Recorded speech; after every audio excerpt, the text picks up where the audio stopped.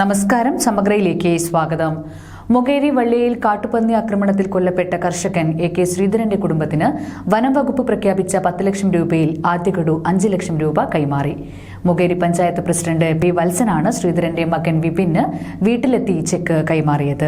മൊകേരി വള്ളിയായിൽ കാട്ടുപന്നിയുടെ ആക്രമണത്തിൽ കൊല്ലപ്പെട്ട കർഷകൻ എ.കെ. ശ്രീധരന്റെ കുടുംബത്തിന് വനം വകുപ്പ് പ്രഖ്യാപിച്ച 10 ലക്ഷം രൂപയിൽ ആദ്യ ഗഡു 5 ലക്ഷം രൂപ കൈമാറി. മൊകേരി ഗ്രാമപഞ്ചായത്ത് പ്രസിഡന്റ് പി. വത്സനാണ് ശ്രീധരന്റെ മകൻ വിപിന് വീട്ടിലെത്തി ചെക്ക് കൈമാറിയത്. Kannom forest range officer Sudheer Neroth, വാർഡംഗം അനിൽ വള്ളിയായി എന്നിവരും കൂടി ഉണ്ടായിരുന്നു. ഞായറാഴ്ച രാവിലെയാണ് കൃഷിയിടത്തിൽ കാട്ടുപന്നിയുടെ ആക്രമണത്തിൽ ശ്രീധരൻ മരണപ്പെട്ടത്. വന്യജീവികളുടെ ആക്രമണത്തിൽ കാർഷിക വിളകൾ നശിക്കപ്പെട്ടാൽ വനം വകുപ്പ് നഷ്ടപരിഹാരം ലഭ്യമാക്കുന്നുണ്ടെന്ന് റേഞ്ച് ഓഫീസർ സുധീർ നെരോത്ത് പറഞ്ഞു.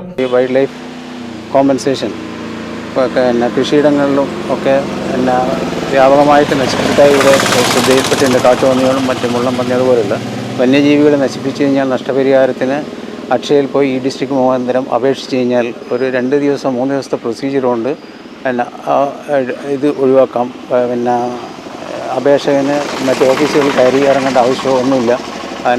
അപേക്ഷയിൽ നശിപ്പിച്ച വിളകളുടെ എണ്ണവും എന്താണ് വന്യജീവികൾ വളർത്തുമൃഗങ്ങളെയോ അതുപോലുള്ള ജീവികളെ അറ്റാക്ക് ചെയ്തിട്ടുണ്ടെങ്കിൽ അതൊക്കെ അതിൽ അപേക്ഷയിൽ അക്ഷയയിൽ രേഖപ്പെടുത്തി പാസ്ബുക്കിൻ്റെ കോപ്പിയും ഐഡൻറ്റി കാർഡും വെച്ച് അപേക്ഷിച്ച് കഴിഞ്ഞാൽ പെട്ടെന്ന് തന്നെ സർക്കാരിൻ്റെ ഫണ്ട് ലഭ്യമാക്കുന്ന മുറക്ക് തന്നെ അപേക്ഷകന്റെ അക്കൗണ്ടിലേക്ക് എത്തുന്നതായിരിക്കും. അക്ഷയ കേന്ദ്രങ്ങൾ മുഖേന അപേക്ഷ സമർപ്പിക്കണം. ലളിതമായ നടപടിക്രമങ്ങളിലൂടെ കർഷകർക്ക് ഇത് ഉപയോഗപ്പെടുത്താനാവുമെന്നും അദ്ദേഹം പറഞ്ഞു. സമഗ്ര ന്യൂസ്, പാനൂർ.